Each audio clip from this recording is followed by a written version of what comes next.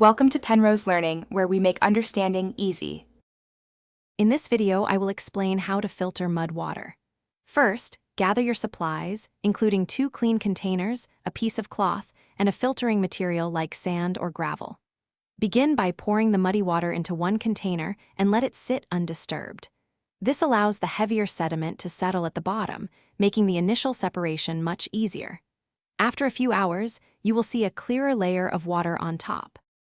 Now, let's move to simple filtration. Gently pour the top, clearer water through a clean cloth or coffee filter into your second container. This removes larger suspended particles. For a more robust filter, cut the bottom off a plastic bottle. Invert it, then layer gravel, coarse sand, and fine sand inside. Slowly pour the pre-filtered water through this homemade system. To achieve even greater clarity, you can repeat the cloth or layered filtration process several times. Each pass will remove more fine particles, making the water progressively clearer.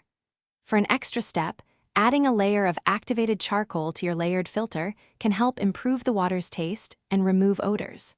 Remember, for safe drinking, always boil filtered water for at least 1 minute to kill harmful microorganisms. After filtering, store your clean water in sealed containers to prevent any new contamination. It's crucial to keep your filtration materials clean and replace them regularly to maintain their effectiveness.